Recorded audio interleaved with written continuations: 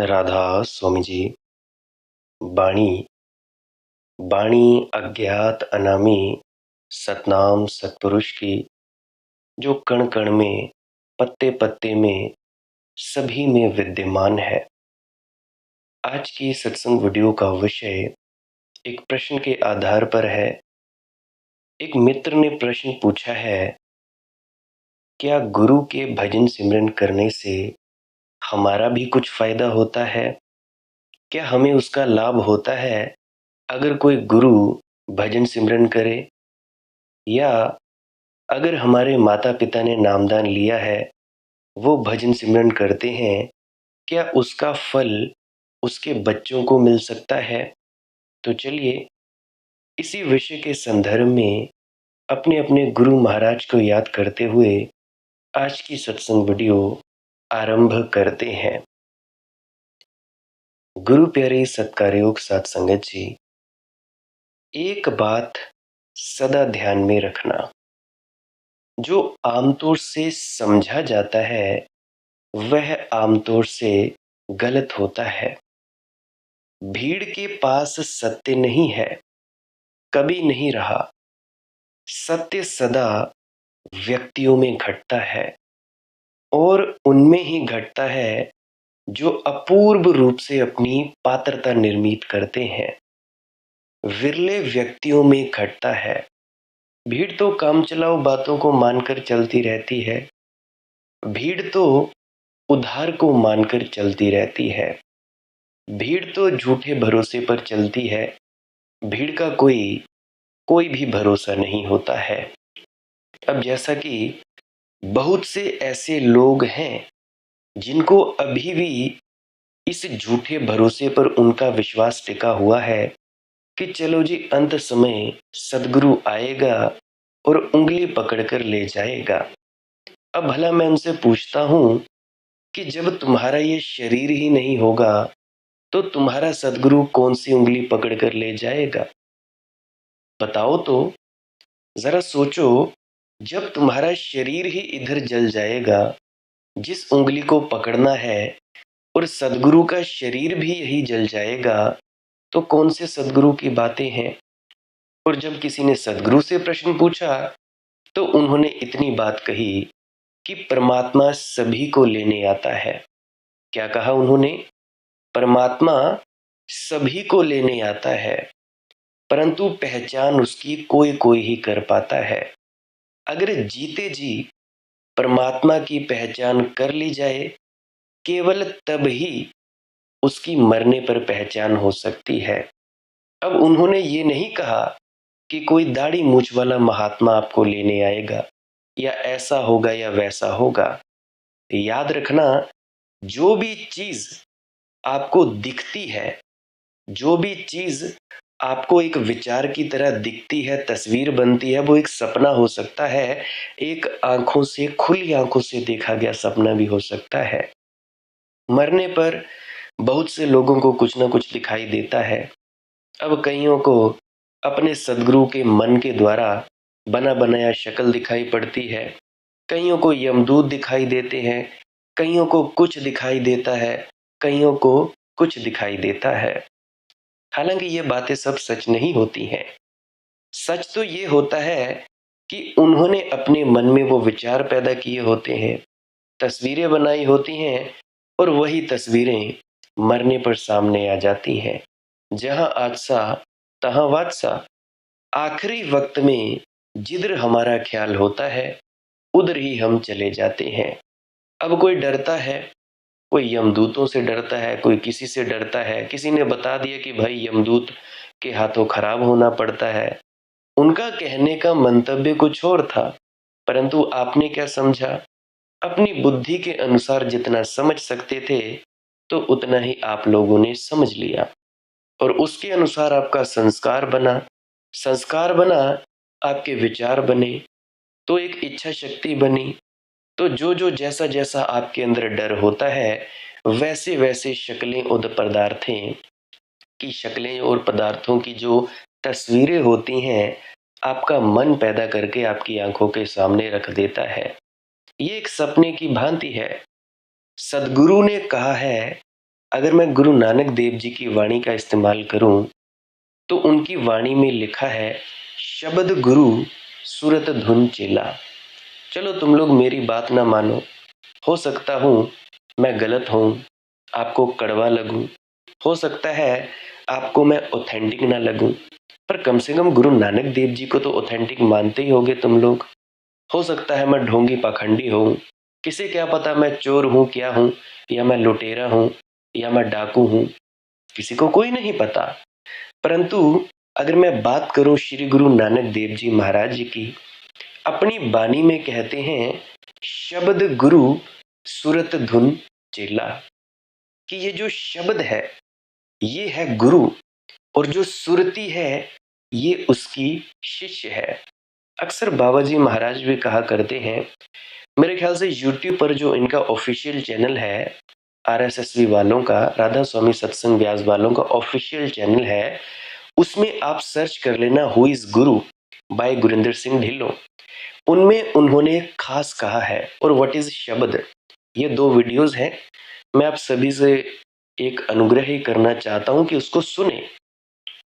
उसमें उन्होंने क्या कहा, वे कहते हैं कि ना तो इस शरीर में ताकत है गुरु बनने की, और ना ही इस शरीर में ताकत है शिष्य बनने की। शिष्य का शरीर भी इधर रह जाएगा, जलकर राख हो जाएगा, मिट्टी में दफना दिया जाएगा, और गुरु का शरीर भी यहाँ पे राख हो जाएगा जलकर, या मिट्टी में दफन हो जाएगा। मैं उनकी वाणी कह रहा हूं, आप लोग देख लेना, उनकी वीडियो देखना, आरएसएसबी का जो ऑफिशियल चैनल है उनका पर्सनल, उस पे देखना व्हाट इज शब्द, हु इज गुरु, कि शब्द क्या है, गुरु कौन है। उनका खुद का वक्तव्य है।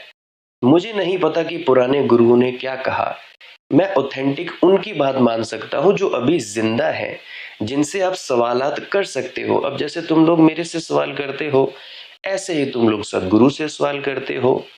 तो उन्होंने साफ साफ कहा है कि अंदर जिसके दर्शन होते हैं वो कौन है, देह नहीं, देहधारी नहीं, शब्द स्वरूपी, देह स्वरूपी नहीं, शब्द स्वरूपी। फिर से कह रहा हूं, देख लेना, वहां पे उनको सुन लेना, तब आपको मेरी बातों से पूरी पूरी ऑथेंटिसिटी प्राप्त होगी कि मैं कहना क्या चाहता हूं। जब वो खुद नहीं कहते कि भाई देह स्वरूपी दर्शन होंगे, तो तुम लोग कौन से भ्रम में पड़े हुए हो भैया। भीड़ तो झूठे लोगों पर भरोसा करती है। अब इन्होंने एक झूठ फैला दिया, so cold सत्संगीज, so cold Radha Swami's, so cold तथाकथित ही कहूंगा, अता पता कुछ नहीं, अनुभव वगैरह कुछ किया नहीं, गुरु की बात सुनते नहीं, ना मानी, ना उनके उपदेश पर चले, और बाद में कुछ हुआ नहीं, कुछ मिला नहीं, और फिर बाद में एक स्टेटमेंट क्या देते हैं, अजी हमारे गुरु में तो ताकत नहीं, अजी हमारा गुरु तो वैसा ऐसा, और जाके किसी और के पास चले जाते हैं। मैं कहता हूं जो एक का नहीं हुआ वो किसी का नहीं होगा, जो एक की बेइज्जती करता फिरता वो किसी का नहीं होता। मैं नहीं कहता कि तुम लोग किसी से सुनो मत, सीखो मत, इज्जत सबकी करो, पर ये तो मत करो कि भाई वो ऐसा वो वैसा। अब तुम लोग खुद को उस कसौटी पर कसकर देखा करो, क्या तुम लोग उस पर चलते हो जो गुरु कहता है, गुरु जो बोलता है उसके उपदेश को सुनते हो। अब मुझे तो अफसोस होता है आप लोगों को देखकर, जब भी मैं आप लोगों को देखता हूं, अपने कानों से सुनता हूं, आप लोग सुनते नहीं हो, ढंग से सुनते ही नहीं हो। मुझे तो बहुत ही ज्यादा अफसोस होता है, या तो मुझे समझाना नहीं आता, या आप लोगों को समझना नहीं आता। मुझे पता है आप लोग बहुत ज्यादा बुद्धिमान होंगे, मेरे से ज्यादा पढ़े लिखे होंगे, क्योंकि बीएससी फेल व्यक्ति हूं, तो +2 पास ही माना जाऊंगा, 12th पास। आप मुझसे बहुत बुद्धिमान होंगे, फिर भी गलती हो सकता है मेरी ही होगी शब्दों का चयन करने में, क्योंकि आप लोग सुनते नहीं हो। जो बात मैं रोज रोज हर वीडियो में कहता हूं, वही बात आप मुझसे पूछने चले आते हैं। एक तो बात हुई कि भाई शब्दों का पता नहीं लगा, ये शब्द समझ नहीं आया, वो नहीं आया, वो बात ठीक है। परंतु जो बात मैं रोज-रोज कहता हूँ कि भाई ऐसा करो या 15 मिनट भजन का शुक्रिया अदा करो, 2 मिनट का, 1 मिनट का, उसका तुम लोग शुक्रिया अदा नहीं करने वाले। दुःख होता है जी। अजी फिर क्या करें? क्या दुखी होने से तुम लोगों की समस्या का समाधान हो जाएगा? रोते हो, चिल्लाते हो, गिड़गिड़ाते हो, मेरे पास आते हो कि जी 2.5 घंटे नहीं बैठा जाता, आधा घंटा बैठा जाता है। तो मनदीप क्या करे? क्या करूं मैं? छड़ी घुमाऊं, फूंक मारूं, या तुमको वो मोर छटा वाला क्या होता, वो मोर के पंखों से बना हुआ होता वो झाड़ू सा, वो घुमाऊं तुम्हारे सिरों पर? क्या कर दूं? या सर पे हाथ रखूं, या माथे पे उंगली रखूं? क्या करूं? कुछ नहीं होने वाला। सम्यक श्रवण तुम लोग करते ही नहीं हो भाई। रोज रोज एक ही बात कहता हूं कि भाई 1 मिनट भी बैठते हो उसका शुक्रिया अदा करो। मैं बड़ा हैरान होता हूं, और फिर तुम लोग कहते हो कि जी हम सुनते हैं। अरे क्या खाक सुनते हो? तुम लोग सदगुरु की नहीं सुनते तो मुझ जैसे एक आम इंसान की क्या सुनोगे? क्या सुनोगे तुम लोग? सबसे बड़ी जो तुम लोगों की देरी है कि तुम लोग एनलाइटेंड नहीं हो पा रहे हो, बुद्धत्व को प्राप्त नहीं हो पा रहे हो, संत गति को प्राप्त नहीं हो पा रहे हो, या राधा स्वामी मत के अनुसार तुम सचखंड के वासी नहीं हो पा रहे हो। कारण सबसे बड़ा, सुनते नहीं हो। ना सुनना ही, ठीक ठीक तरह से ढंग से ना सुनना ही तुम लोगों की सबसे बड़ी गलती है। जो व्यक्ति, कोई भी इंसान है जो सुन लेगा ना, ढंग से सुन लेगा, वो व्यक्ति, उसकी स्पीड बहुत ज्यादा फास्ट हो जाती है। मैं देखता हूँ बूढ़ी दादियों को, 85-85 साल की, उनने कोई क्लास ही पास नहीं की, कोई तीसरी पास है, कोई चौथी पास है, कोई 5वीं पास है, उनको मेरी बात बड़े अच्छे ढंग से समझ आ जाती है। हालांकि शब्दों का अगर कोई हेर फेर हो तो मुझसे क्लियर कर लेती हैं कि बेटा इसका बताओ कि इसका क्या मतलब है। वो इतना समझती हैं। उसके बाद कहती हैं कि बस बात खत्म, कोल काटा और लग पड़ी अपने। वो ये दुख नहीं मनाती कि भाई उनकी 85-85 साल उम्र है दादियों की, 75-75 साल, मौत सामने खड़ी है, उनको कोई फिक्र नहीं। और तुम लोगों को शर्म आनी चाहिए। अरे ढंग से सुना करो। अब तुम लोग में से बहुत से मेरे से नाराज हो जाएंगे, होएंगे, होते हैं तो हो जाओ। अरे भाई, मुझे कौन सा अपने साम्राज्य खड़े करने हैं? मुझे बोलना है सत्य। सत्य हमेशा कड़वा ही होता है। दुनिया में सभी भीड़ों के अलग अलग नाम हैं। सभी भीड़ों के अलग अलग नाम है। किसी भीड़ को हम कहते हैं हिंदू, किसी भीड़ को हम कहते हैं मुसलमान, किसी भीड़ को हम कहते हैं ईसाई। और बुरा मत मानना, आज राधा स्वामी की भीड़ भी खड़ी हो गई है। मैं फिर से कहता हूं, बुरा मत मानना। जीसस के पास सत्य था, ईसाइयत के पास नहीं। बाबाजी महाराज के पास सत्य है।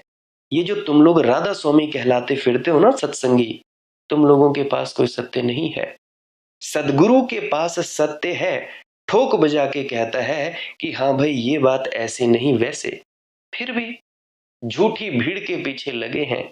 किसी ने कुछ कह दिया, किसी ने कुछ कह दिया, उसको सत्य मानकर सदगुरु से पूछा नहीं, ना उसको सुना, सम्यक श्रवण किया नहीं, सुना ही नहीं, अमल नहीं किया, फिर रोते चिल्लाते फिरते हो। याद रखना तुम लोग, कृष्ण के पास सत्य था, हिंदुओं के पास नहीं है।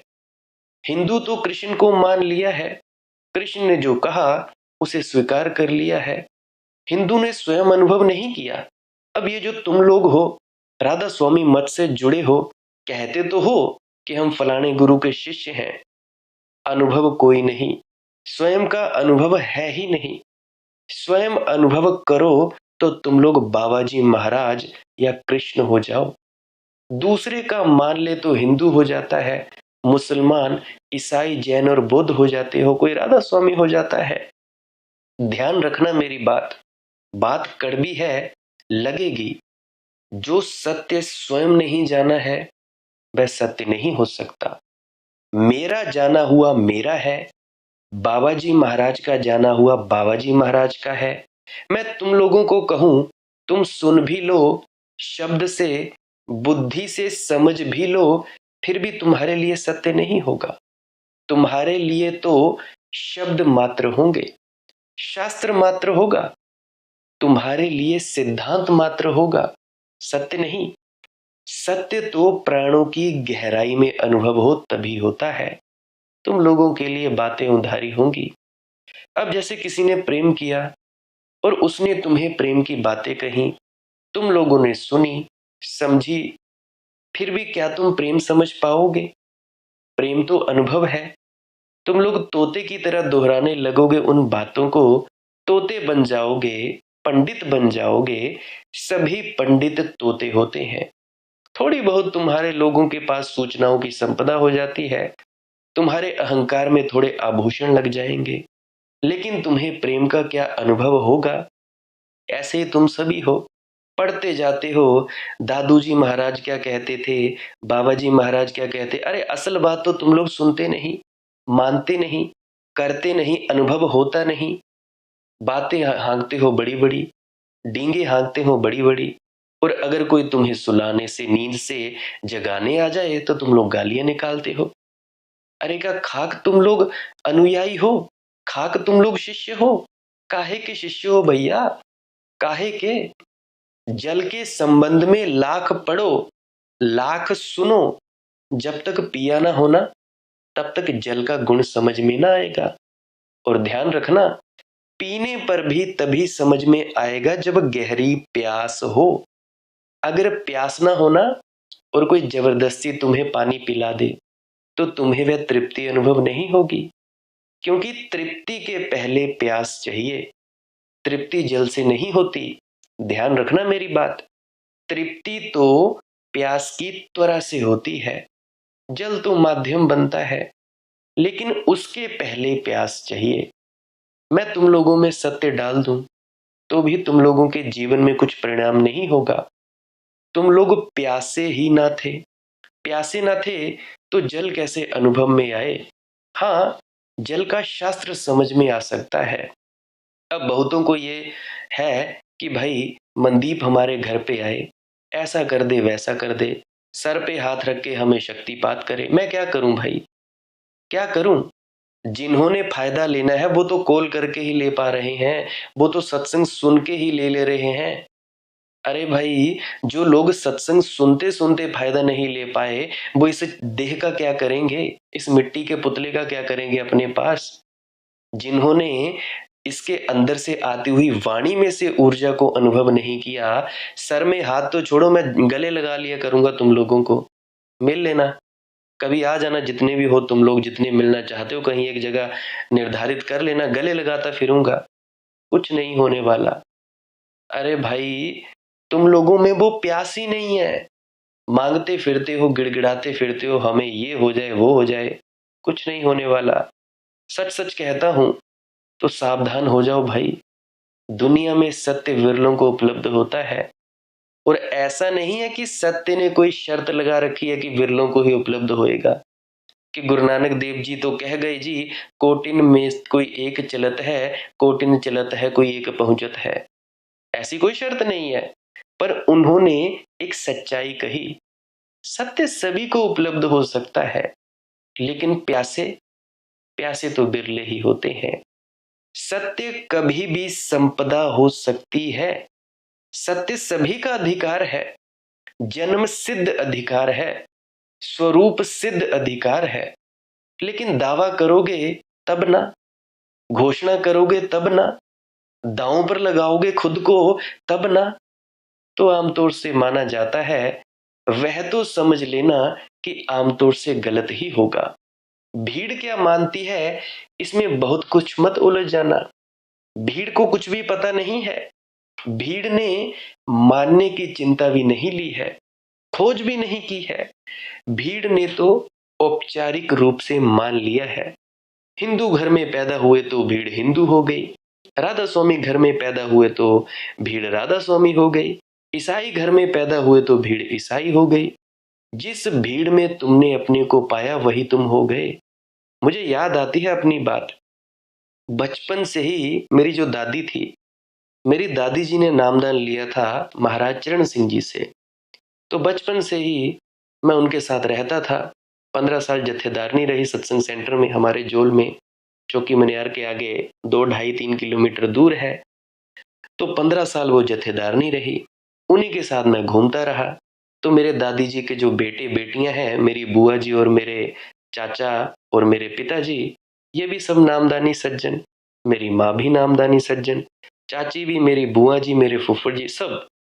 एक दिन क्या हुआ, ये बात है कोई 11वीं की, शायद 11वीं या 12वीं की बात है।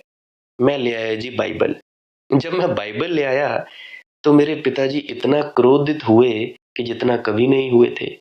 मैं बाहर खेलने को जाता था, टीवी देखता था, मोबाइल चलाता था, तब कभी नहीं बोला उन्होंने। कहने लगे जी धर्म परिवर्तन कर लिया तूने। अरे भाई, तुम लोग राधा स्वामी होकर राधा स्वामी नहीं बने, तो मैं क्या ये किताब पढ़कर क्या मैं क्रिश्चियन हो जाऊंगा, ईसाइयत में दाखिल हो जाऊंगा? मैंने उनसे ये प्रश्न पूछा। तो फिर वे नाराज हो गए कि नहीं भाई। तो फिर वो अपने आप ही मेरे प्रति एक गुस्से की भावना रखने लगे। ऐसा होता है भाई, जिस भीड़ में तुमने अपने को पाया वही तुम हो गए हो। अभी मेरे पिताजी को आज तक भी नहीं पता कि राधा स्वामी मत की असली शिक्षा क्या है, संत मत की शिक्षा क्या है।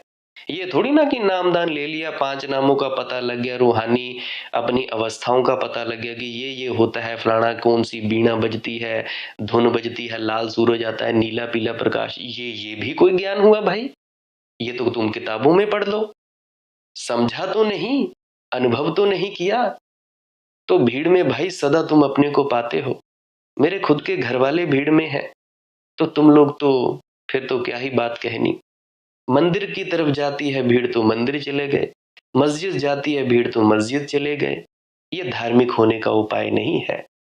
धर्म तो स्वेच्छा से चुनना होता है, समझो।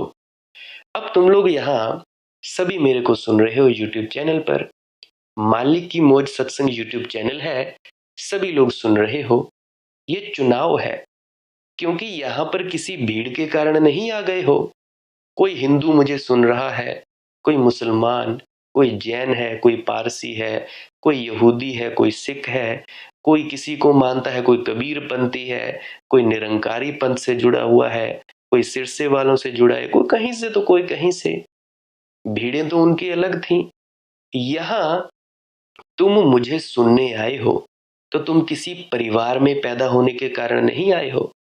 अगर तुम राधा स्वामी मत के अनुसार मुझे सुनने आए हो तो गलती में हो। तुम्हारी वही पुरानी धारणा, तुम वही सीख कर ले जाओगे जो तुम सीखने आते हो। मुझे सुनना है तो भाई खुले दिल से सुनना होगा, और मैं तुम लोगों को कभी बांधूंगा नहीं। यहां तक कि मेरे खुद के सदगुरु ने तुम लोगों को कभी नहीं बांधा। तुम लोगों में अपनी अपनी धारणाएं भाई बनी हुई हैं। वो हर जगह जाते हैं, मज़ारों पे भी गए वो, अजमेर शरीफ जी गए वो राम मंदिर का उद्घाटन था वहां भी गए। तुम लोग क्यों अपने आप को बड़े मानते हो? जब उन्होंने खुद को नहीं बांधा, उन्होंने तुम लोगों को खुद के साथ नहीं बांधा। उन्होंने खुद कह दिया भाई, हु इज गुरु वाली वीडियो में जो यूट्यूब पे पड़ी है, कि भाई देह स्वरूप के नहीं, शब्द स्वरूप के दर्शन। शब्द शब्द कर्म की रेख कटाए, शब्द शब्द से जाय मिलाए, ऐसे कुछ बाणी है। बाणी अगर सही ना हो तो माफ करना। तो वो यहां तक कह देते हैं, सच्चे गुरु किसी को बांधते नहीं है कि भाई मेरे साथ ही रहो। वो कहते हैं कि भाई तुम सब आजाद हो, जहां मर्जी जाओ, बस 2 ढाई घंटे या जितनी देर बैठ सकते हो, बस अपने मालिक की याद में बैठ जाया करो। जहां मर्जी जाओ, कनेडा जाओ, अमेरिका जाओ, पाकिस्तान जाओ, अरे जहां मर्जी जाओ, तुम्हारी अपनी मौज है। तो एक सच्चा गुरु अपने साथ नहीं बांधता। और मेरा भी ऐसा कोई कारण नहीं है कि भाई मैं तुम लोगों को बांधूं, उधर से खींचूं, अपने पास इकट्ठा कर लूं। अगर भीड़ इकट्ठा करनी होती तो आज बहुत कुछ हो जाता। चमत्कारों के बल पर अगर मुझे साम्राज्य खड़ा करना होता तो बहुत हो जाता। क्या दिक्कत है? कोई 100 लाख आएंगे, उनका काम हो जाएगा, 100 आगे 100 को बताएंगे, तो कितनी भीड़ हो जाती है। कोई पता लगता है दरबारों का बनता, ये डेरों का बनने का पता लगता है। परंतु मुझे क्या रखा है भाई, तुम लोग तुम्हारी जानो। तो भाई, सच्चे व्यक्ति अपने साथ बांधते नहीं है। तो मैं ये चाहता हूं कि भाई तुम लोग मुझसे भी मत बांधो, मत बंधो मुझसे भी। तुम लोग मुझे सुनते हो, सुनो, उससे तुम लोगों को मार्गदर्शक मिलता है, मार्गदर्शन लो, आगे बढ़ते हो, बढ़ते रहो, बस इतना ही। अगर गुरु से भी आज तक तुम अभी तक चिपटे पड़े हो ना, तो याद रखना बात, सदगुरु ने भी यही बात कही है, देह नहीं, देह स्वरूपी नहीं, शब्द स्वरूपी। और वो इतना तक कहते हैं कि संत महात्मा पीर पैगंबर अपने शरीरों की भक्ति नहीं करवाने आते कि भाई तुम हमें पूजा करो, पाठ करो, हमारे माथे टेको, या हमारी समाधियां बना बना के हमारी पूजा करो। यहां तक कहते हैं, उनकी बात वो ये कहते हैं, तुम लोग पता नहीं किसको सुनते हो, मुझे नहीं समझ में आता कि तुम लोगों का दिमाग कहाँ गया होता है, पता नहीं घास चरने गया होता है। अब तुम लोग मुझे सुनने आए हो, कोई कहीं का होगा, कोई कहीं का, किसी संस्कार के कारण नहीं आ गए हो। यहां तुम्हारी तलाश तुम्हें लाई है, और इस तलाश के लिए तुम्हें मूल्य चुकाना पड़ेगा। सुन लो सभी तुम लोग, मूल्य चुकाना पड़ेगा। अगर तुम लोग ईसाई हो तो ईसाई तुम पर नाराज होंगे, अगर हिंदू हो तो हिंदू नाराज होंगे, अगर तुम लोग राधा स्वामी भी हो ना, तब भी तुम्हारे माता पिता सभी नाराज होंगे। तुम जिस भीड़ को छोड़कर मुझे सुनने लगते हो ना, मुझे सुनने, वही भीड़ तुम पर नाराज होगी। अब बहुत से हैं जो बच्चे हैं, उनके माता पिता कहते हैं, अजी ये मालिक की मौज सत्संग वाला, ये तो बाबा जी नहीं है। अरे मूर्खो, एक बार सुन तो लो कि व्यक्ति कह क्या रहा है। माना कि मैं व्यास से ऑथेंटिसिटी नहीं लेता हूं, मेरा अपना पर्सनल चैनल है, पर तुम लोग भाई सुनो तो सही, सुन के तो देखो कि व्यक्ति कहना क्या चाहता है। एक बार पूरी तरह बात सुन लो, फिर जो मर्जी कह लेना। बिना सुने किताब का कवर देखकर ही किताब के अंदर लिखा गया उसका अनुमान लगा लेना, इस बात का भी तो वही कोई सही बात नहीं। ये भी कोई बात हुई कि बाहर से देखकर ही मुड़ गए, किताब का देखा, इसका तो कवर ही अच्छा नहीं है, ये किताब क्या खाक अच्छी होगी। वो अंग्रेजी में कहावत है ना कि डू नॉट जज a book by its cover, कि किताब के कवर से किताब को मत जांचो।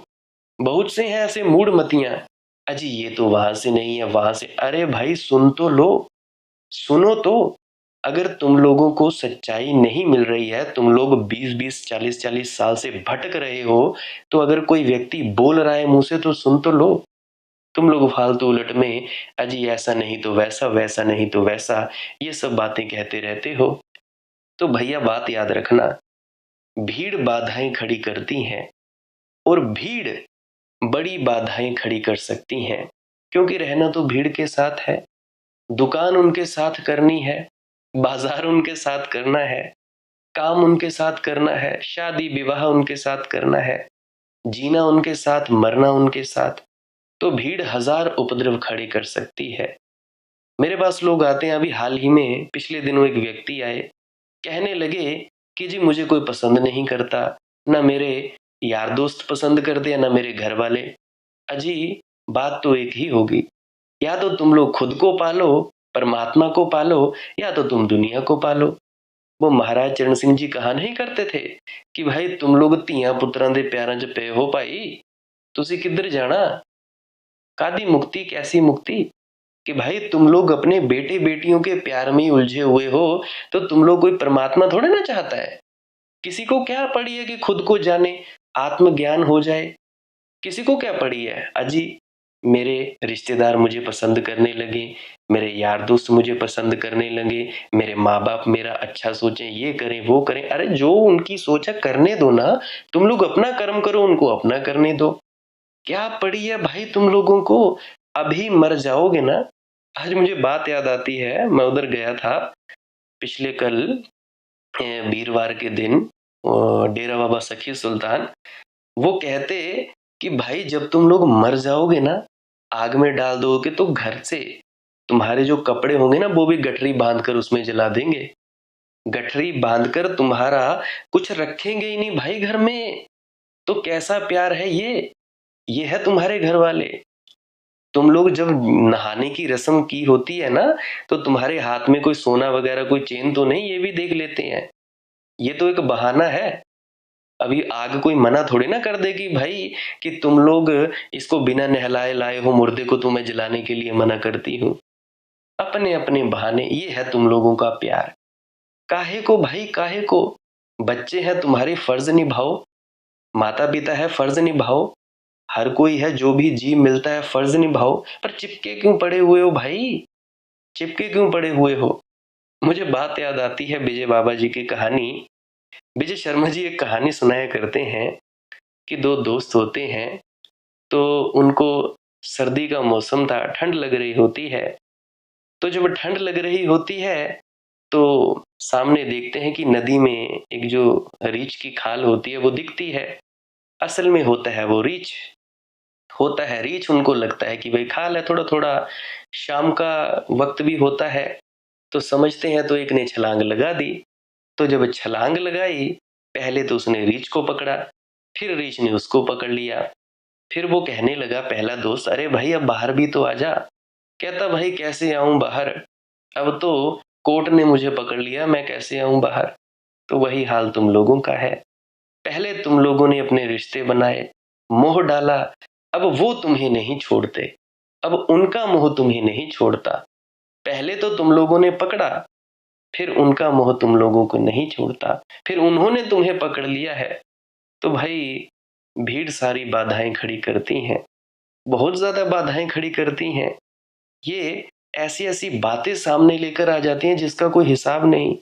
और यही वो भीड़ है, जब तुम्हारे घर किसी का उपद्रव हो जाएगा ना, तो यही तमाशा देखेगी।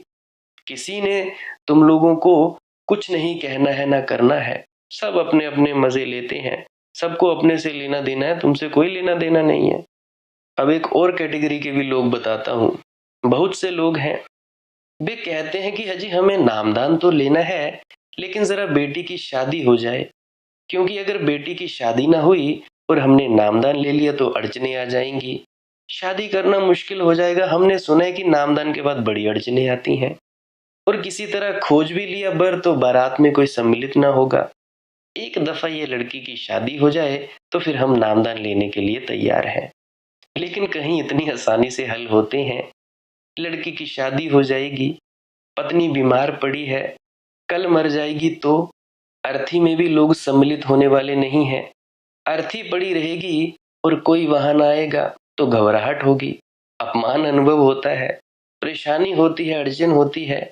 सुख दुख में आदमी चाहता है कोई साथ हो। लड़की की शादी कर दोगे, कल लड़की का बच्चा होने वाला है, उसकी भी शादी करनी पड़ेगी। चीजें कहीं समाप्त थोड़ी होती हैं।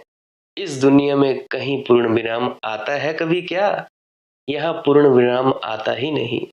ऐसे थोड़ी ही है, वे सिर्फ फिल्मों में आते हैं, दी एंड। यहाँ नहीं आता, जिंदगी में कभी आता ही नहीं। यहाँ ना कुछ शुरू होता है, ना कुछ अंत होता है, सदा बीच में। तुम भी आए, तब भी कहानी चल रही थी, मंच पर अभिनय चल रहा था, जनता बैठी थी। तुम जब आए तब भी सब चल रहा था, तुम्हें पता नहीं आगे काफी चल चुका था। तुम चले जाओगे तब भी सब चलता रहेगा। ये कहानी बंद होती नहीं, ये सिलसिला है, ये अनंत सिलसिला है। इसमें तुम अगर ये सोचते हो कि जब पूर्ण विराम आ जाएगा, सब कर लिया जो करना था, अब भीड़ पर निर्भर रहने की जरूरत ना रही, तब भी कम से कम तुम मरोगे, तुम्हें मरना तो होगा। और वह भी मन में चिंता पकड़ती है कि मर जाऊंगा तो म्युनिसिपल के आदमी ले जाएंगे, कोई भीड़ साथ नहीं देगी। आदमी मरने के पहले भी मरने का भी विचार करता है कि अर्थी में कौन कौन सम्मिलित होंगे। मुझे याद है, मेरे जो घर के साथ वाला पड़ोसी था, उसका नाम विनोद है। वैसे मेरा चाचा भी लगता है, और दूसरे अंगों से मैं उसको भाई भी बुलाता हूँ, बड़ा भाई। तो उसकी नानी जो थी, उसकी नानी ने मरने से पहले ही सारा इंतजाम कर रखा था। विनोद की माता जी बताती थी, वैसे मेरी दादी लगती हैं पर मैं आंटी भी कह देता हूँ उनको। मतलब हमारे हिमाचल में रिश्तों का तो बड़ा अलग सा हेर फेर है। जो अभी पैदा होने वाली है वो मेरी बुआ लगेगी। मतलब चलो इसको छोड़ो, मैं आगे बात बताता हूँ। तो वो नानी थी उनकी, मरने के कोई 2-3 महीने पहले उन्होंने सारा इंतज़ाम कर रखा, कितने चावल बनाने, कितना क्या करना, कितना ये करना, किसको कितना पैसा देना। वैसे हिमाचल में बड़े ऐसे हो जाते हैं कर्मकांड, तो उन्होंने सब कर रखा था। तो वो बता रही थी कि मेरी माँ ने ऐसा किया था, मैं बड़ा हैरान हुआ। तुमने कभी सोचा इस पर कि नहीं, कि लोग अर्थी में कौन-कौन सम्मिलित होंगे इसका भी विचार करते हैं, और क्या-क्या होगा, कितनी भीड़-भाड़ रहेगी इसका भी विचार करते हैं। कुछ लोग तो ऐसे हैं कि जो ये सोचते हैं कि अखबारों में क्या छपेगा, लोग क्या कहेंगे, मरने के बाद लोग प्रशंसा में कुछ कहेंगे कि नहीं। मुझे याद आती है बात, अमेरिका में एक आदमी हुआ, रॉबर्ट रिप्ले। मरने के पहले उसने, वह आदमी जिंदगी भर से अपने ढंग का अनूठा आदमी था, अनूठे काम करने की उसे आदत थी, तो उसने अनूठे ढंग से मरना चाहा। उसने क्या किया, अपने सेक्रेटरियों को बुलाया और उनको कहा कि देखो, खबर कर दो अखबारों में कि मैं मर गया। डॉक्टर तो कहते हैं कि 24 घंटे से ज्यादा बच नहीं सकूंगा। तो उन्होंने कहा, लेकिन अभी आप जिंदा हैं, अखबारों में खबर करने की अभी क्या जरूरत, जब आप मरेंगे तब करेंगे। तो उसने कहा, तुम पागल हो, मैं पढ़ लेना चाहता हूं कि मेरे मरने के बाद लोग क्या कहेंगे, क्या लिखेंगे। और मैं दुनिया का पहला आदमी होना चाहता हूं जिसने अपने मरने की खबर पढ़ी। मरने का भी मैं उपयोग कर लेना चाहता हूं।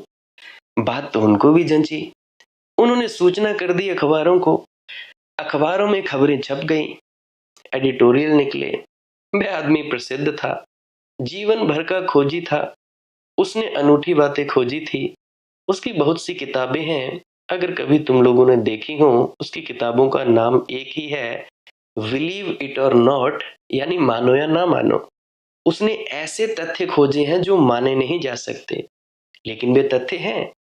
वे सभी वैज्ञानिक अर्थों में तथ्य हैं, ऐतिहासिक हैं, लेकिन एकदम से भरोसा नहीं आता। यही जिंदगी भर उसका काम था। उसके पास एक मछली थी जो उल्टा तैरती थी।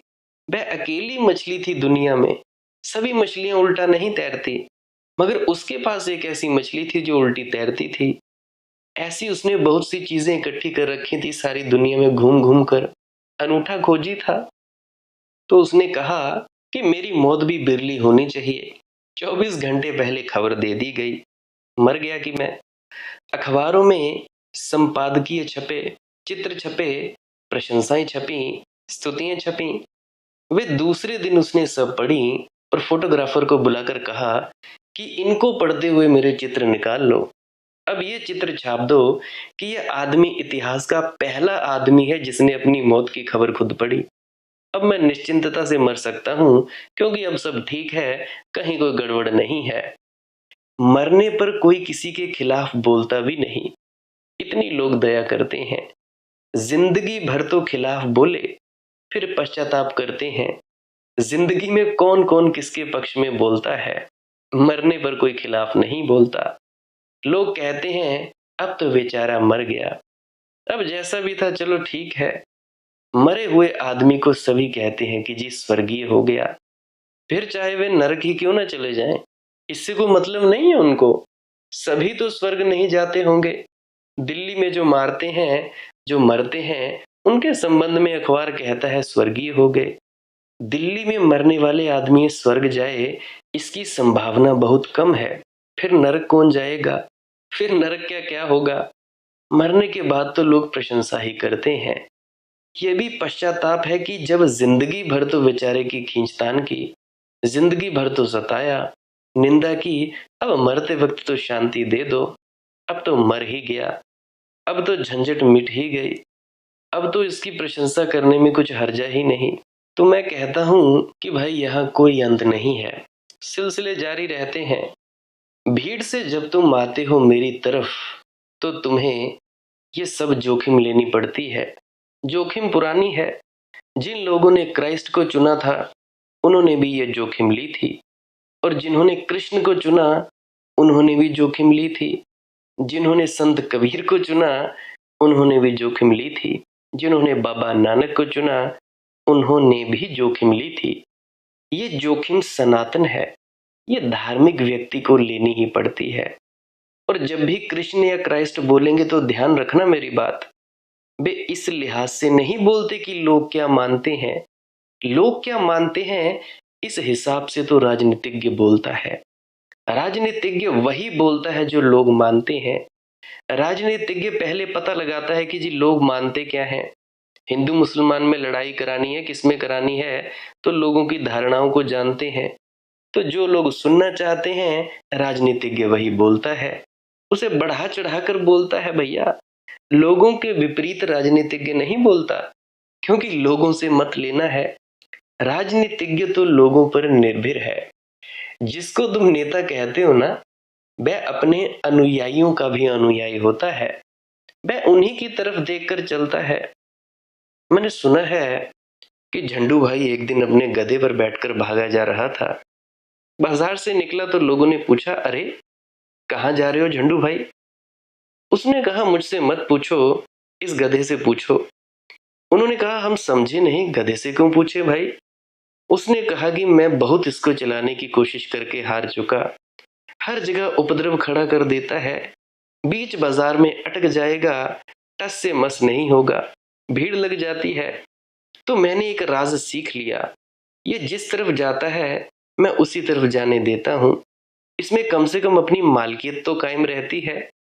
लोगों को ये तो लगता है कि झंडू का गधा बिल्कुल आज्ञाकारी है। इससे किसी को कानो कान खबर नहीं होती कि मेरे और इसके बीच एक झंझट है। ऐसे ही नेता होता है। नेता पहले देख लेता है अनुयायी कहाँ जा रहे हैं, किस तरफ झंडा ऊंचा कर रहे हैं। वह झट से उन्हीं के आगे खड़ा हो जाता है। इतनी वह कुशलता जानता है कि झंडा किसी तरफ ऊंचा हो रहा हो, उसे आगे खड़ा हो जाना। बस वह भीड़ भाड़ में पीछे खड़ा नहीं होता, भीड़ के आगे खड़ा हो जाता है। भीड़ पूर्व जाए तो वह पूर्व जाता है, भीड़ पश्चिम जाए तो वह पश्चिम जाता है। भीड़ कहती है गरीबी हटाओ तो वह जोर से चिल्लाता है कि गरीबी हटाओ। भीड़ कहती है कि हिंदू ज्यादा होने चाहिए तो वह जोर से चिल्लाता है, जी जी जी हिंदू होने चाहिए। जो भीड़ कहती है उसको वह और जोर से कहता है। कोई कहती है भीड़ की महंगाई हटाओ तो वह जोर जोर से कि भाई महंगी हटाएंगे, महंगाई को बिल्कुल मटाएंगे। और कुशल राजनेता उसे कहते हैं जो भीड़ में बदलते हुए मौसम को पहचान ले, समय के पहले पहचान ले, नहीं तो चूक जाएगा। कोई दूसरा चिल्लाने लगेगा आगे खड़े होकर, तुम चले जा रहे हो, तुम लोग पीछे लौट कर नहीं देखते। तो मैं तुम लोगों से कहता हूं कि संत कोई नेता नहीं है। तुम्हें क्या अच्छा लगता है वह नहीं बोलता, जो है वह बोलता है। इस फर्क को ख्याल में ले लेना तुम सब। जैसा है वैसा बोलता है, जैसा है वैसा का वैसा बोलता है। तुम्हें रुचे ना रुचे, तुम्हें मीठा लगे तुम्हें कड़वा लगे, बहुत संभावना तो है कि कड़वा लगेगा, क्योंकि तुम्हें जो चीज मीठी लग रही है वह जहर है और तुम जन्मों से उसके आदी हो गए हो। जब कोई तुम्हें तुम्हारी आदतों से जगाता है तो दर्द होती है। सुबह तुम बड़ी गहरी नींद में सो रहे हो, बड़े मजे से सपने देख रहे हो और हिलाने लगता है कोई कि भाई उठो। और ये भी हो सकता है कि रात तुम कहकर सोए हो कि सुबह मुझे भाई जल्दी उठा देना, कि मुझे ट्रेन पकड़नी है, कि मुझे बस लेनी है, कि मुझे जल्दी काम पर जाना है। तुम्हारे ही कहने के कारण कोई आदमी तुम्हें सुबह उठा रहा हो तो भी दुश्मन मालूम पड़ता है। तो भी लगता है कि यह दुष्ट कहाँ से आ गया, कि इसको जरा भी अक्ल नहीं है कि अभी एक करवट तो और ले लेने दो। तुम खुद कहते हो तो भी जगाने वाला दुश्मन मालूम पड़ता है। और संतों से तो तुमने कभी कहा नहीं कि जगाओ, और ये तुम्हारी नींद बड़ी पुरानी है और वे और तुम्हें झकझोर डालते हैं। वे तुम लोगों को हिलाते हैं, वे कहते हैं उठो, वे तुम्हें चोट करते हैं। तुम मधुर सपना देख रहे थे, तुम महल देख रहे थे सोने का, तुम देख रहे थे सुंदर स्त्रियां, तुम देख रहे थे अप्सराएं, तुम स्वर्ग में विराजमान थे, तुम सिंहासन पर बैठे थे, देवी देवता तुम्हारे चारों तरफ नाच रहे थे और तुम्हारे यशोगान कर रहे थे। और ये सज्जन आगे और ये हिलाने लगे कि भाई उठो, सब सपना है, जागो। संत से सदा तुम नाराज होोगे। जो संत से राजी हो जाए वह संत हो गया। भगत देख राजी हुई, जगत देख रोई। मीरा कहती है ना कि भगत देख राजी हुई, भगत को देखकर जो राजी हो गए वह भगत, संत को देखकर जो राजी हो गए वह संत। संत बहुत नहीं है, तुम्हें अड़चने हैं, तुम सत्य को जानना नहीं चाहते क्योंकि तुम जीते हो झूठ में। फ्रेडरिक नीत्शे ने कहा है कि लोग मर जाएंगे अगर उनके झूठ छीन लिए जाएं। लोग झूठों के सहारे जीते हैं, झूठों से उनकी जिंदगी में चिकनाई बनी रहती है। लुब्रिकेंट है झूठ। कोई स्त्री तुमसे कह दे तुमसे सुंदर पुरुष कोई भी नहीं, अब यह सरासर झूठ है। इतनी बड़ी पृथ्वी पर तुमसे सुंदर कोई पुरुष नहीं, और इस स्त्री ने ऐसे जाने कितने पुरुष हैं, देखे कितने पुरुष हैं। अभी कोई परीक्षा हुई है, कोई ओलंपिक हुआ है, कोई चुनाव हुआ है, कहीं तय हुआ है कि कौन आदमी सबसे ज्यादा सुंदर है? नहीं। लेकिन तुम भी फिक्र नहीं करते, हालांकि तुम भी जानते हो कि यह सरासर झूठ है, मगर यह मानने जैसा लगता है। तुम किसी स्त्री से कहते हो कि तुझसे जितना प्रेम है मेरा, किसी से नाता कभी था और ना कभी होगा और जन्म जन्म ये टिकेगा, ये अमर है। ये झूठ है। झूठ इसीलिए है कि यही बात तुम और स्त्रियों से भी पहले कह चुके हो, और झूठ इसीलिए है कि यही बात तुम संभव है कि तुम और स्त्रियों से आगे भी कहोगे, और झूठ इसलिए है कि यही बात और पुरुषों ने भी इस स्त्री से पहले कही है, तब भी इसने माना था। और झूठ इसलिए है कि क्षण भंगुर मन से शाश्वत प्रेम हो कैसे सकेगा? मन ही क्षण भंगुर है भैया। आज तो स्त्री सुंदर लग रही है, कल हो सकता है दो कौड़ी की मालूम होने लगे। कल हो सकता है, अक्सर ऐसा हो जाता है, स्त्री मिल जाए तो दो कौड़ी की हो जाती है, ना मिले तो प्रेम कायम रहता है। धन्य भागी थे। मुझे बात याद आती है ओशो की, आचार्य रजनीश की। वे कहा करते थे कि भाई धन्य भागी थे मजनू की स्त्री नहीं मिली, मिल जाती तो सिर फोड़ते, कहीं बैठे बाजार में चना बेचते होते, बाल बच्चे पालते, तो नहीं मिली तो मजा कर रहे हैं, तो लैला लैला चिल्ला रहे हैं। एक आदमी एक पागल खाने में गया। उसने एक कोठरी में एक आदमी को सिर पीटते देखा और एक तस्वीर हाथ में लिए छाती से लगाया है और आंखों से आंसुओं की जलधार बह रही है। तो पूछा उस आदमी ने कि इस पागल को क्या हुआ? उसने कहा कि देखते नहीं वह तस्वीर, इस स्त्री के पीछे दीवाना था, वह इसे मिली नहीं। बात समझ में आ गई कि रो रहा है, दुखी हो रहा है, इसी के पीछे पागल हो गया। उसके सामने की कोठरी में एक दूसरा आदमी था। वह अपने कपड़े फाड़ रहा था और दीवारों को घूंसे मार रहा था और सिर पटक रहा था जमीन पर और बाल नोच रहा था। पूछा कि भैया इसको क्या हो गया? उसने कहा इसकी तो पूछो ही मत, जो स्त्री उसको नहीं मिली वह इसको मिल गई। अब ये स्त्री के मिलने की वजह से पागल हो गया। जो आज इस क्षण में लगता है वह एक क्षण बाद क्या टिकेगा? जो इस क्षण की प्रतीति है वह इस क्षण की प्रतीति है, वह कल के क्षण में भी होगी, पक्का नहीं है। मगर आदमी झूठ पसंद करता है, झूठ प्यारे लगते हैं, झूठ में खुशामद है, झूठ फुसलाते हैं, सच में चोट होती है। मुझे बात याद आती है, शुरू शुरू में मेरी पत्नी मुझसे कुछ पूछती थी, मैं सच सच कह देता था, वह नाराज हो जाया करती थी। परंतु अब धीरे धीरे जैसे जैसे वक्त कटने लगा तो उसको भी पता है कि भाई ये बंदा झूठ तो बोलेगा नहीं, जो बोलेगा मुंह पर बोलेगा, जो बोलेगा सत्य बोलेगा। तो अब वो भी सहमत है। अब वो भी जानती है कि भाई अगर किसी का झूठ या सच पता करना हो तो इससे पूछ लो, ये बिल्कुल सत्य सत्य बात ही कहेगा। बात याद आती है मुझे कि यूनान के बहुत बड़े विचारक प्लेटो ने अपने भविष्य के राज्य में कवियों का प्रवेश नहीं दिया है। उसने आयोजना की है उसके रिपब्लिक में।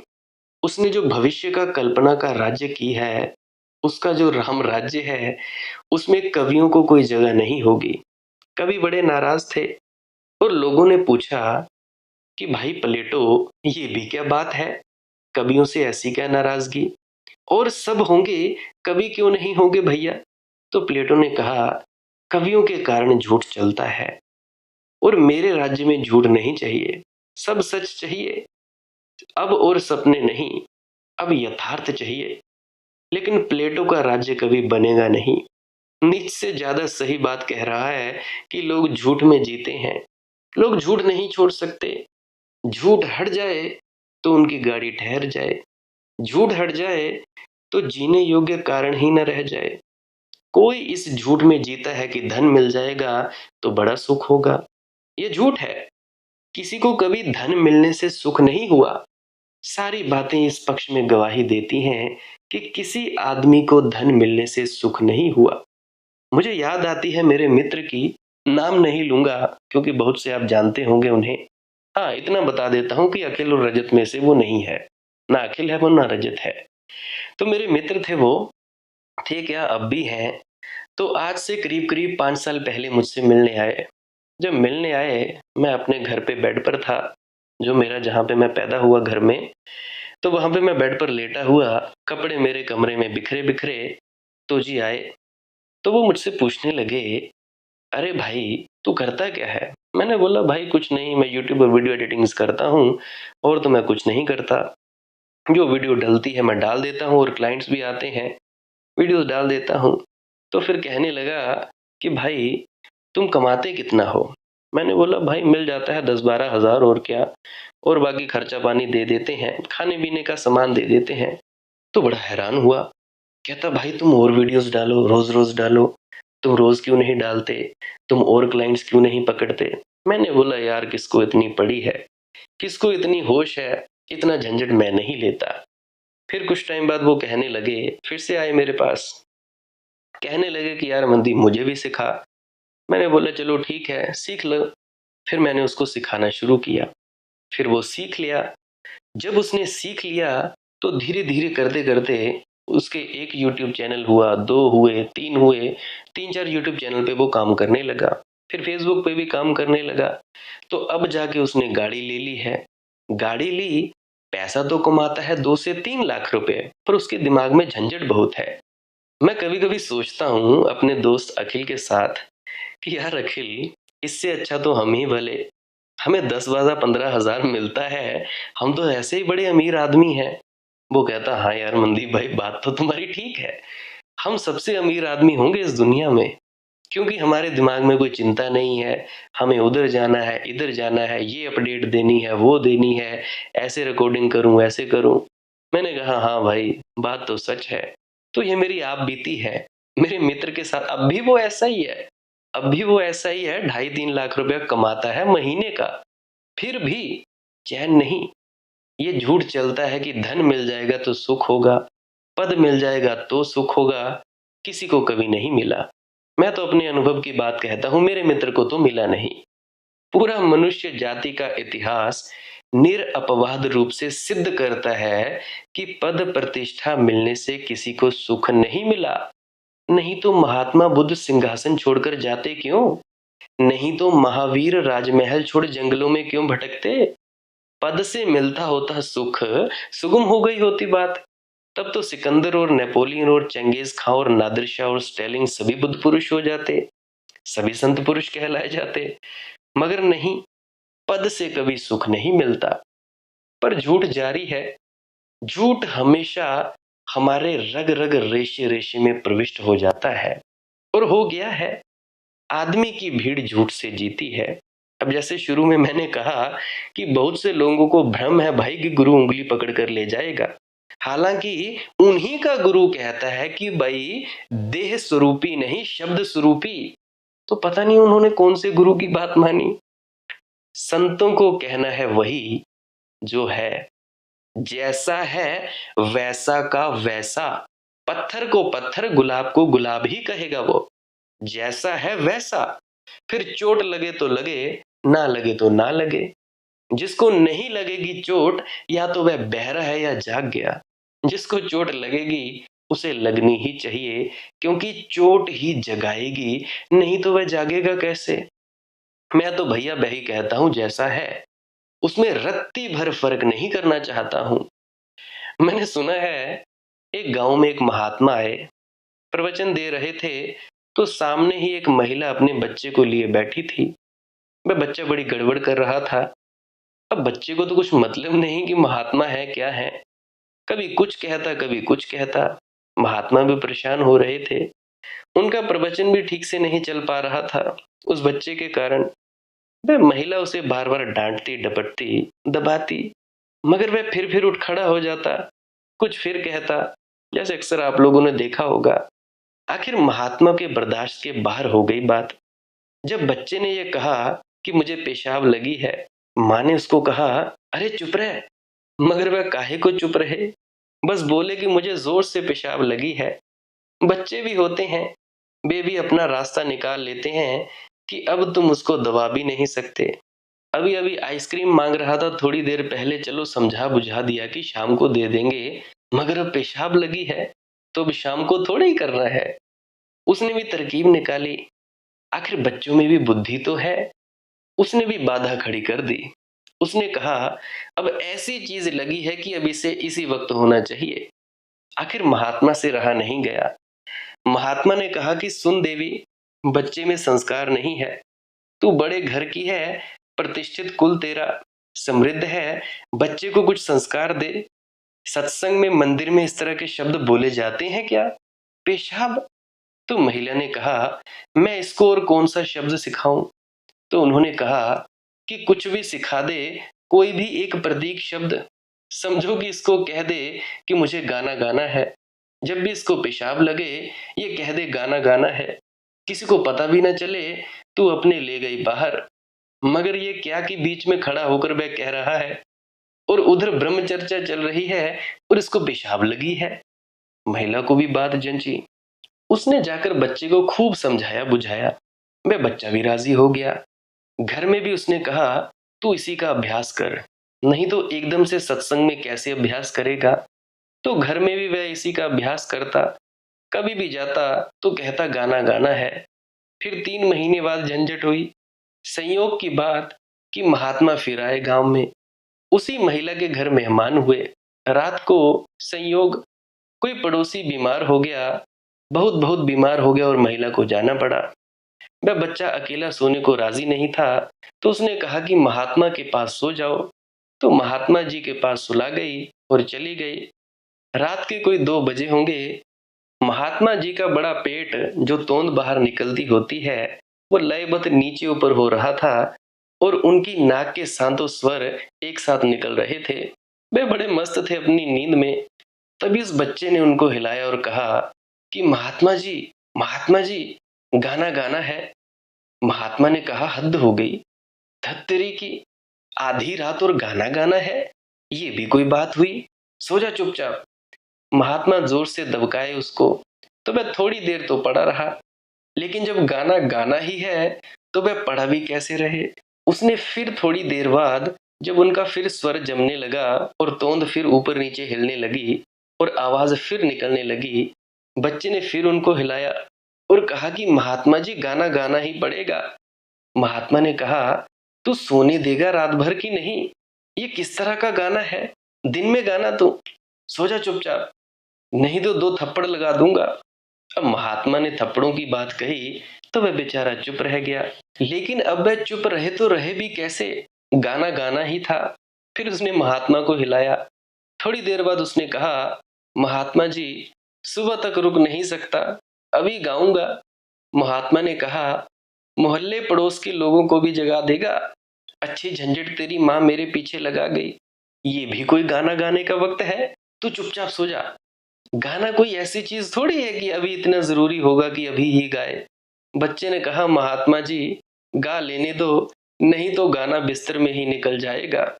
वे महात्मा बहुत घबरा गए कि गाना बिस्तर में निकल जाए। तो उन्होंने कहा कि देख, शोरगुल मचेगा, पास पड़ोस के लोग जगेंगे, कहाँ का तेरा गाना, क्या तेरा गान, तू मेरे कान में चुपचाप गा दे और फिर सो जा। बच्चे ने कहा, फिर मत कहना आप। उसने गा दिया, गुनगुना गाना। जब गा दिया तब महात्मा को बोध आया, मगर अब तक तो बहुत देर हो चुकी थी। तो भैया अब तुम लोग ही सब देख लो, मैं बात जैसी है उसको वैसे ही कह देना पसंद करता हूं। इधर गोल गोल बातें खोजने से कोई सार नहीं है, उसमें झंझटें बढ़ती हैं। तुम्हारे पास काफी झूठ वैसे ही इकट्ठे हो गए हैं, उन झूठों को तोड़ डालना है। इन सारे झूठों में सबसे बड़ा झूठ है कि इंद्रियों को वश में रखना अनिवार्य है धर्म के लिए। ये सबसे बड़ा बुनियादी झूठ है। और झूठ ये क्यों है, इसके बारे में मैं कल चर्चा करूंगा। मेरे ख्याल से 1 घंटा होने के करीब है, तो 1 घंटे से ज्यादा आप सुन नहीं पाते हो। अभी कुछ तो कहते हैं कि भाई आधा घंटे की वीडियो किया करो। उन लोगों से मेरी प्रार्थना है कि थोड़ी थोड़ी देर बाद सुन लिया करो। पहले 15 मिनट सुन लिया, फिर 20 मिनट, फिर 30 मिनट सुन लिया, फिर 1 घंटा, मतलब आपकी मौज है, तोड़ तोड़ कर सुन लिया करो। क्योंकि अगर 30 मिनट में बोलूंगा तो बात अधूरी रह जाएगी और आप भी बोलोगे कि भाई हमें पता नहीं लगा। तो मैं मजबूर हूँ। वैसे तो मैं कई बार सोचता हूँ कि भाई 2-3 घंटे की वीडियो बनाऊं, तभी कुछ विस्तार से पता लगे। पर चलो, जैसी मालिक की मौज। आज के लिए बस इतना ही। तो भाई भजन सिमरन किया करें। सिमरन और भजन अलग अलग प्रक्रियाएं हैं। वैसे एक ही चीज के 2 अंग हैं। जैसे खाना चबाने के बाद खाने को निगल लेना। तो सिमरन क्या है? सिमरन है कुछ शब्दों का जाप करना जो आपको आपके सदगुरु द्वारा दिए जाते हैं। उसके बाद क्या है? जाप कैसे करना है? आंख बंद की, चौकड़ी मारकर बैठे या टांगे सीधी की, जैसा भी आपको बढ़िया लगे। आंखों के सामने देखते रहो। आंख बंद की, सामने देखते रहो, सहजता से, बिना हिले डुले। जपते जाओ जपते जाओ। जब आपका निर्धारित वक्त जो आपने तय किया होता है वो खत्म हो जाए, उसके बाद क्या करना है? उसके बाद आप लोगों ने शब्द धुन सुनने की अवस्था में बैठना है, या जैसी भी अवस्था में आपको ठीक लगे। या सिमरन की अवस्था में ही बैठे हो तब भी बैठ सकते हो। अगर आपको कोई अलग से अवस्था बताई गई है, अलग से आसन बताया गया, तो उसमें भी बैठ सकते हो। आपकी अपनी मौज है। मतलब ध्यान अंदर से बाहर नहीं जाना चाहिए। एकाग्रचित्त हो जाओगे तुम लोग सिमरन के शब्दों से। ये भी एक तरह की टेक्निक है। उसके बाद क्या करना है? आप लोगों ने शब्दों का जाप बंद कर देना है और किसी भी सदगुरु की शक्ल का ध्यान नहीं आना चाहिए। आंखों के सामने अंधेरा दिखे या दिखे प्रकाश, और याद रहे देखने वाले में रहना है। तो जैसा कि बाबा जी महाराज फरमाते हैं, देह स्वरूपी दर्शन नहीं, शब्द स्वरूपी दर्शन। बार बार कह रहा हूं, फिर से सुन लेना। वीडियोस आरएसएसबी के ऑफिशियल चैनल पे पड़ी है। वहां पे व्हाट इज शब्द, हु इज गुरु, 2 वीडियोस है, बहुत ज्यादा इंपॉर्टेंट है। बाकी सुनो चाहे ना सुनो, मुझे इससे कोई मतलब नहीं। ये 2 वीडियो सबसे ज्यादा इंपॉर्टेंट है, सुन लेना। तो इसीलिए कहता हूँ हर वीडियो में। आज तो कुदरती वो मालिक की मौज हुई कि मेरे आंखों के सामने वीडियो शो ही हो गई। मैं कवालियां सुन रहा था तो वहां पे शो हो गई उनकी वीडियो। मैंने बोला भाई बात तो बिल्कुल सही है, ये तो कोई अलग बात नहीं कर रहे हैं। तो भाई अब मैंने आपको रेफरेंस दे दिया है, तो सुन लेना। तो मैं क्या कह रहा हूं कि बस देखते रहना और स्थिर रहना, कुछ नहीं करना है। देखने की इच्छा भी मत रखना। ना कुछ जानना है, ना देखना है, ना पाना है, ना कहीं पहुंचना है। जब ये चीजें नहीं करोगे, नहीं चाहोगे, तब वो होगा जो होना चाहिए, तब असली बात होगी। तो ये तो था भजन और सिमरन। और उसके बाद आप सांस क्रिया का भी प्रयोग ले सकते हो अपने ध्यान में उतरने के लिए, या शब्द धुन या प्रकाश को देखने सुनने के लिए। नाक से सांस लेना है और मुंह से छोड़ना है, रोकनी नहीं है। 15-20 मिनट, आधा पौना घंटा आप कर सकते हैं, जितनी देर भी आपको आपका शरीर इजाजत दे। उसके बाद चुपचाप शांत होकर बैठे रहना है। इसके साथ भी आपका बढ़िया फायदा होगा। बाकी आपकी अपनी मौज है, करना हो करें, नहीं तो ना करें। जो नामदानी सज्जन है वो भी कर सकते हैं, जो गैर नामदानी सज्जन है वो भी कर सकते हैं। कोई बाधा नहीं है। कर कौन नहीं सकता? प्रेग्नेंट लेडीज नहीं कर सकती। जिनको दिल की थोड़ी समस्या है या सांस लेने में समस्या है वो भी बिल्कुल ना करें। उसके अलावा हर कोई कर सकता है। नींद ना आती हो वो कर लें, लेट कर लिया करें। जिनको थोड़ा डिप्रेशन है वो कर लिया करें। जिनके बच्चे थोड़े पढ़ाई में कमजोर है वो कर लिया करें। आपकी अपनी अपनी मौज है। जिन्होंने करना हो वो कर सकते हैं, खुशी खुशी से कर सकते हैं। अगर आप जी को कोई प्रश्न है तो आप जी कमेंट सेक्शन में पूछ सकते हैं, या पुरानी वीडियोस को अवश्य सुने। मैं देखता हूँ आप लोग ना पुरानी वीडियोस नहीं सुनते, तो मेरी विनम्र प्रार्थना है आपके चरणों में, पुरानी वीडियोस भी सुन लिया करो यार। क्या पता आपके प्रश्नों के जवाब ही मिल जाएं। क्या पता आपको मेरे साथ फालतू वक्त बर्बाद करने का मौका ही ना मिले। मेरे साथ बात करोगे क्या कहूँगा, या तो मैं कहीं व्यस्त होता हूँ, अब भूले भटके कहीं बात कर भी लूँ तो आधा पौना घंटा होता है। उसमें तो मैं क्या ही बता दूंगा आप लोगों को। तो वीडियोस पड़ी हैं, पर फिर भी अगर कोई ऐसी मूल समस्या हो फिर लेकर आ सकते हो। बाकी आपकी मौज है। लाइक कर सकते हैं इस वीडियो को अगर आप जी को कुछ सीखने को मिला हो, और कमेंट सेक्शन में राधा स्वामी जरूर लिखें।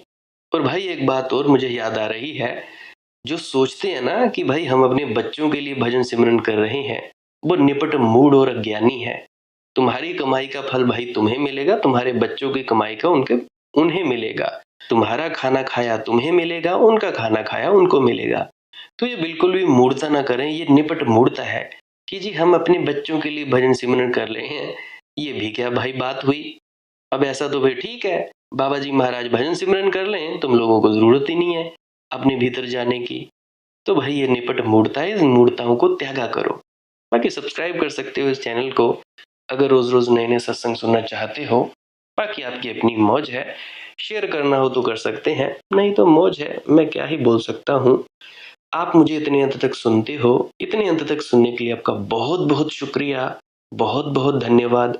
अंत में आपके भीतर बैठे परमात्मा को प्रणाम करता हूँ। मेरा प्रणाम स्वीकार करें। राधा स्वामी जी।